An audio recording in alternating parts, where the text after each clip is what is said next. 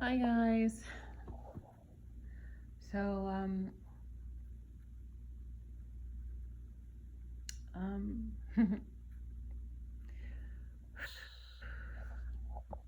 all right. So I don't know where to begin. So much. Um I guess I'll begin like this. So a lot of people are talking about Genesis 6 as if that is the origin of where the fallen angel knowledge came from. However, God is showing us that the origin actually started before the garden, but it happened in the garden at the tree of the knowledge of good and evil. I love my dog. I'm sorry. She's listening like intently.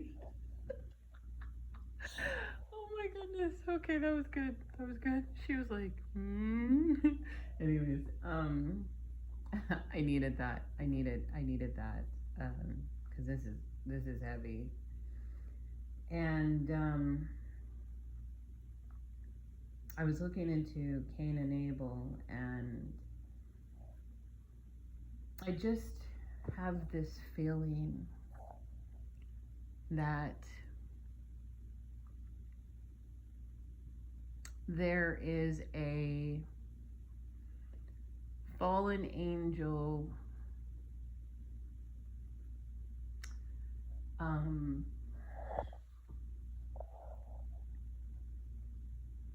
transformation that happens with the blood. The reason why I feel this way is because I have been watching Interview with a Vampire, and I know that I was watching it because God wanted me to put something together. And I don't know if you guys remember, but a while back I came across this ancient manuscript that had some details in it that were very disturbing. And it was talking about how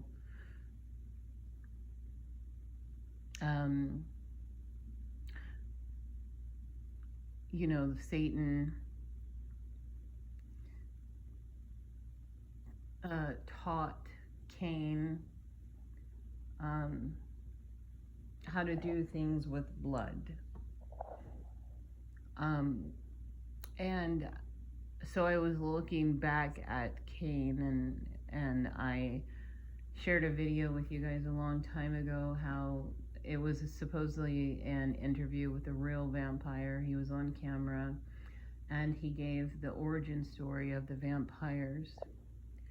And it's interesting that now, looking at those things, I am seeing them as what they are. They are fallen. And we were told this, we were told that they were fallen. However, it just wasn't connecting. And within the vampire lore, in order to transform or convert a human to an undead, they have to drink the blood of their maker. And I begin to look at that, and I said, this is so, it's very it's almost, well, it is, it's blasphemic, if that's a word. If not, then I made it up. You're free to use it. Blasphemic. Or you can laugh at me, it's fine, I don't care. But because in the church, we have communion, you know? And so many people like to say that, oh, look, it's the same. No, it's not the same. It's not the same. It's not the same. We are told not to eat blood. We're told not to drink blood. However, there are those out here that are practicing this. They are eating blood. They are drinking blood. They have recipes for blood. They are practicing blood magic. You know, and that it is what it is. And so I was looking into Cain, and I was like, how did he know what murder was? You know? And if you look back, you know, he gets a similar warning that God gave to Peter, you know?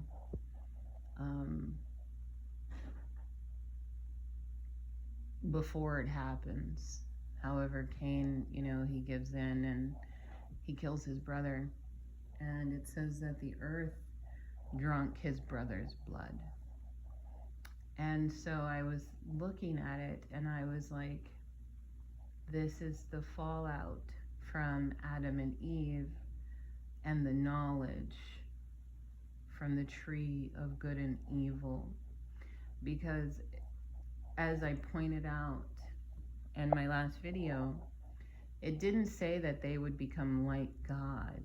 It says that they would become like the Elohim, the angels. And the knowledge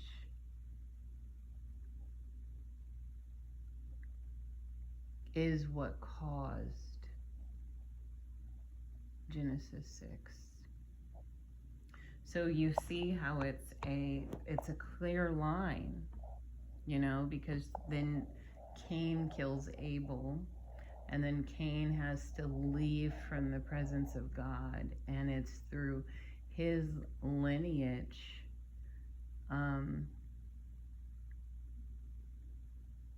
you know, that the fallen ones began taking his daughters, you know, his from his lineage. And then I was thinking, what happened to Ham before the flood? I'm going to look to see if I can find more information on that, because something happened to Ham. Because you don't just wake up one day after you've been through the flood and you've seen the destruction of the flood, and when your father is basically rejoicing that he's still alive and that everybody, you know, the family made it, and so he, you know, he gets you know, yeah. I was going to tell you something that I don't think I'm allowed to say, so I'm just like, oh yeah, okay. If you find that book and read it, good, you know, good for you. But you know, basically Noah was doing practices with his wife, nothing that is sinful, no. And Ham took the garments. And then we see that Ham's line is cursed. And that they are longing, just like Lot's wife. Why did you turn around? You know? Why did you turn around?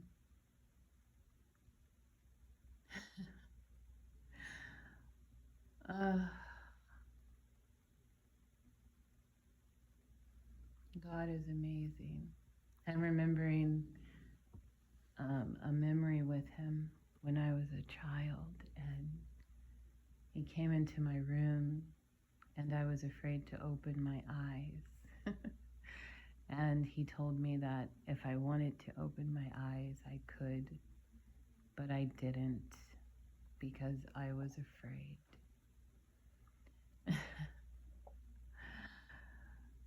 Oh, but now that memory is sweet.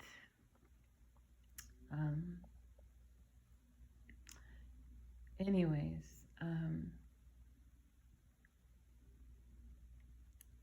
you know, it's like what was up with Ham? Why were you longing for the pre-flood world? Maybe it was the comfort, you know? I don't know. I wonder if there's literature out there. I'm going to look into it, and if I find it, you guys know I will bring it and share it.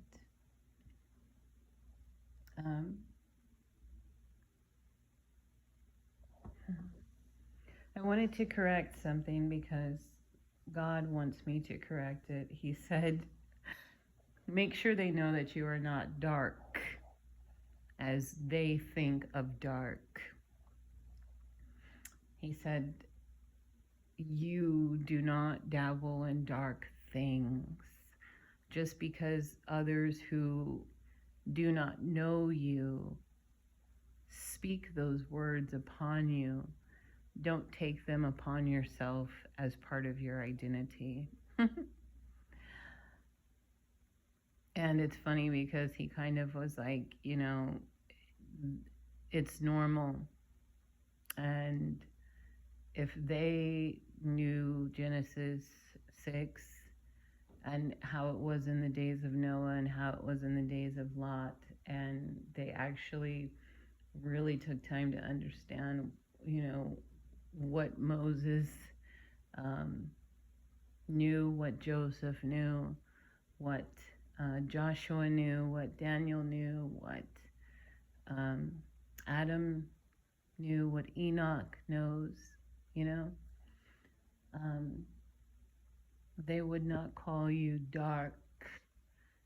And so he wanted me to clear that up. I am not into dark things as it is known by man.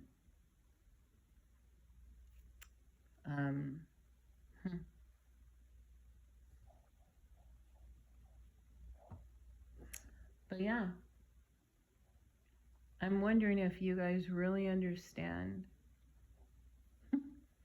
the gravity of as in the days of Noah and as in the days of Lot.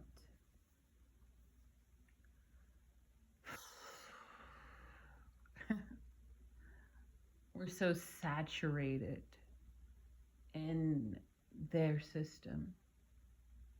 I was thinking the other night about Snow White, and I was like, the evil queen was a Nephilim. She was a Nephilim.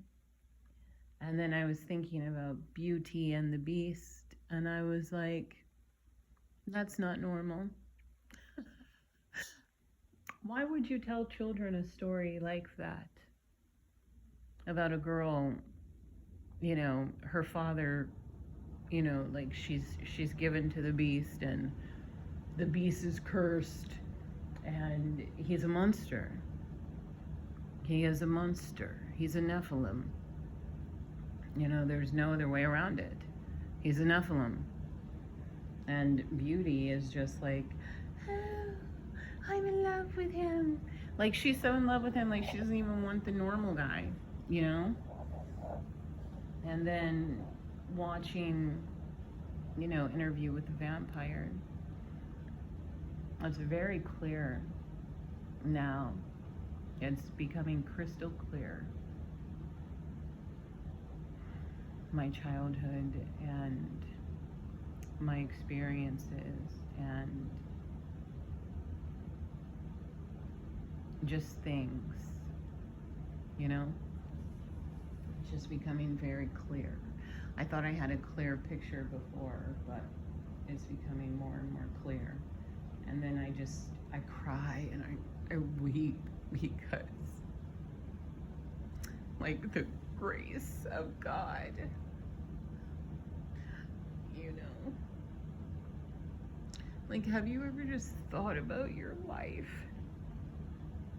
and, like, you see, like, the traps that you didn't see at the time, and all you can do is just thank God that, you know, he loved you and that he didn't allow the traps to overcome you, but he's made you an overcomer. It's overwhelming. And you know, used to be in love with technology, and I still think it's cool. However, I want God's technology. I don't want the fallen angels' technology. And it's like, you're on the ride whether you like it or not, you know? And it's okay. It's okay. Like, don't panic, you know? There's no need to panic, because some of us are going to make it off the ride. Some of us are not. But we're on the ride, you know? And the deeper that I go with God, the more I cannot just be impressed with this world, you know? And I'm just like, wow. I know that I don't feel like Noah felt. Not yet. Not yet. But I'm starting to understand how he probably felt.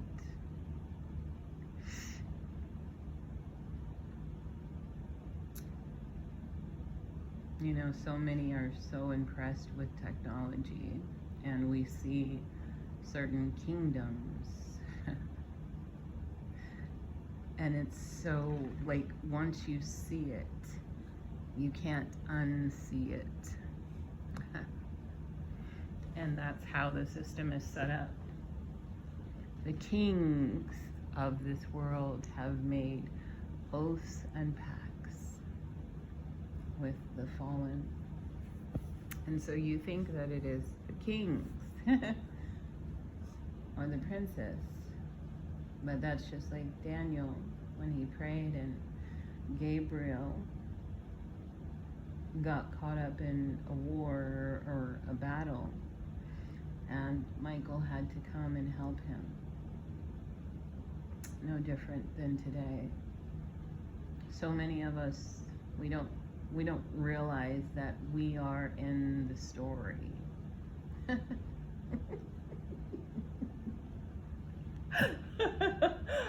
The scribes in heaven are writing the books that we will read in the new world, the new earth and the new heaven. And those of us that make it there, we will tell our great tales.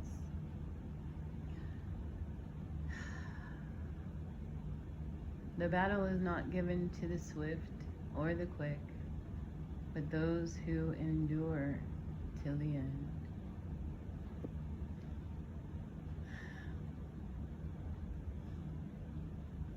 I had an experience this weekend that I still can't really talk about. Let's just say I saw something where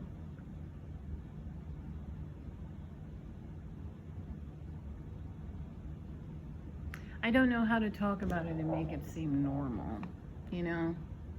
It's something that only spiritual people can really understand. But I am not impressed with the things of this world. Even though there's a part of me that, you know, like anybody, yeah, it would be nice, but if it doesn't come with God and it doesn't come from God, or I have to do something strange, I don't want it. And I'm okay with not wanting it. So many think that is a weird thing. Don't you want to be like them? Don't you want to live over there? Don't you want the big house? Don't you want to fly private? Don't you want to drive the fancy car? But those people are soulless. They have no souls. Those people are not even people. And you don't realize it until you are allowed to get really close to it.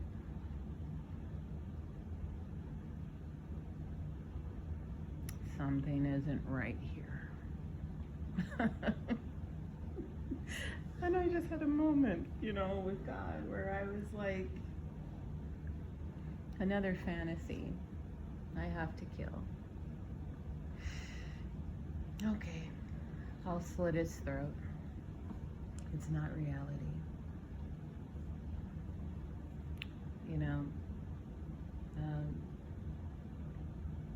And I'm not talking about violence to like a person or anything like that. I'm talking about things you think you want until you are in the midst of them and you see the spirit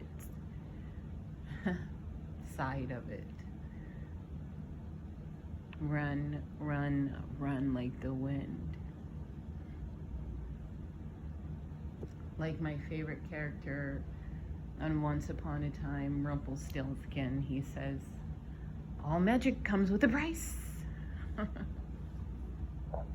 And those of us that are like me, we have to live for God, we have to live by God, and we have to let God live through us, because we live in peculiar times.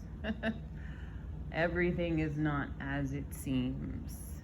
And if you do not have your spiritual eyes open, it says in the word, even the elect, if God doesn't shorten the time, even the elect of God will be deceived.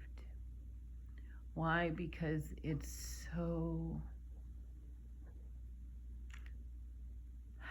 it is very alluring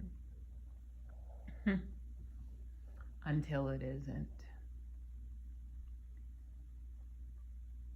It's bait on a hook. And if you bite the worm, you're gonna die. So those of you that love comfort,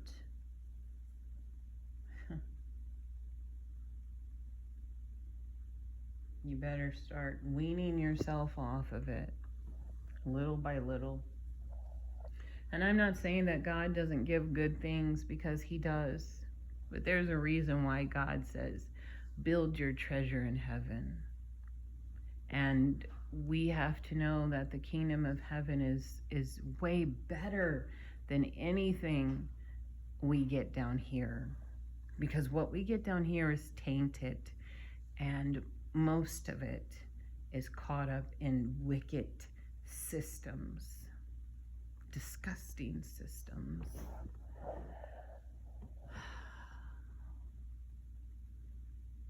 And it's like, have you ever gone to an area and you immediately know, I don't belong here? And it has nothing to do with your color or your physical appearance, but it has everything to do with your spirit. And on the surface, it looks like, oh, this is innocent. But the Holy Spirit is in you, and it's telling you to run. Get out of here. Don't warm yourself by these fires. because it's a sinister place. It's a sinister place with sinister practices. And just, thinking about my life, I have encountered many things. And the protection, I'm so thankful for the protection. I wouldn't trade places with any of them. Nope. Nope and nope. But yeah, buckle up. We're on the ride and we're not getting off. The train doesn't have a conductor. And the music is blasting and everybody's acting like it's normal. But those of us with spiritual eyes, we can see the tracks are coming to an end. Is the train going to fly off the tracks?